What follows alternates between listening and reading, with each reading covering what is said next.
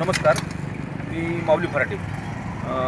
आपल्या ग्रामस्थांच्या ज्या वारंवार मागण्याला जे यश आलेलं आहे, हायस्कूल शाळेपाशी आणि जिल्हा परिषद शाळा, या दोन्ही शाळा जवळजवळ असलेली आणि रस्त्याच्या कडेला असल्यामुळे लहान मुलं जाणं येणं आणि गाड्यांचं प्रमाण वाढले. तर त्या गाड्यांच्या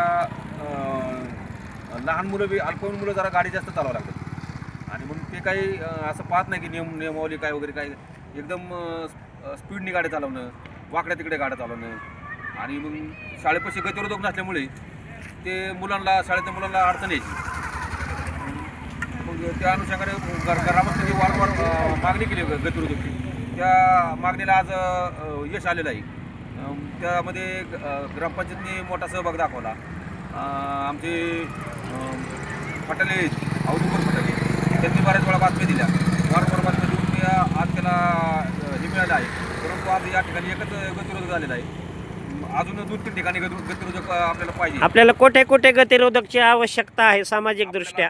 अजून या ठिकाणी एक गतिरोधक या ठिकाणी एक आणि माऊली मंदिरचं तिथे माऊली मंदिरापाशी एक, फराटवाडीकडून ह्या सिमेंट रोडला जॉईन होणारा रस्ता त्या ठिकाणी एक, त्या ठिकाणी आणि कानगाववरून परत ह्या रोडला जॉईन होणारा रस्ता, बंधाऱ्याकडे जाणाऱ्या रस्त्याला एक. अतिशय रास्त आपली मागणी आहे आणि यासाठी आमचा पाठपुरावा राहील व पुढील गतिरोधक होईपर्यंत आम्ही आमचं काम करत राहू. आणि आपला सामाजिक दृष्ट्या जो विषय खूप चांगला आहे, तुमचं सुद्धा अभिनंदन खूप खूप. कारण तुम्ही बऱ्याच वेळा सामाजिक प्रश्नाला हात घालता, जनजागृती करता. त्या जनजागृतीने तुमच्या बऱ्याच लोकांना फरक पडलेला आहे.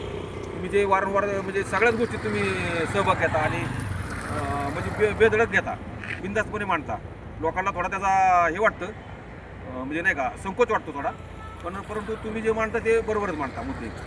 आणि त्या अनुषंगाने आज इथं गतिरोधक पडलेला आहे. पण माझी विनंती अजून 2-3 ठिकाणी गतिरोधक पडले पाहिजे.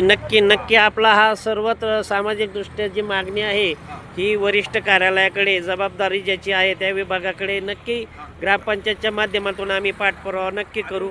अजून माझं म्हणणं आहे, अजून हा एक गतिरोधक आहे. हा या ठिकाणी सुद्धा आहे. ह्या गतिरोधक सारखा अजून 2-3 गतिरोधक 2-3 ठिकाणी पाहिजे.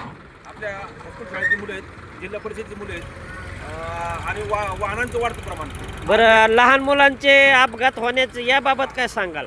लहान मुलं, अल्पवयीन मुलांना जे गाडी आपण म्हणजे पालक लोक गाड्या चालवत येतात ते 100% चुकीचंच आहे. कारण त्या मुलांना कसलाच अनुभव नसतो. म्हणजे जे गाडी चालवण्याचे रूल्स असतात, नियम असतात, त्यासाठी मुलं ते फॉलो कधी करत नाहीत. ते कारण मुलांना माहितीच नसतं, पालकांनाच माहिती नसतं, तर मुलांना कधी माहिती होते. मग ते गाड्या देणं चुकीचं आहे पालकांनी.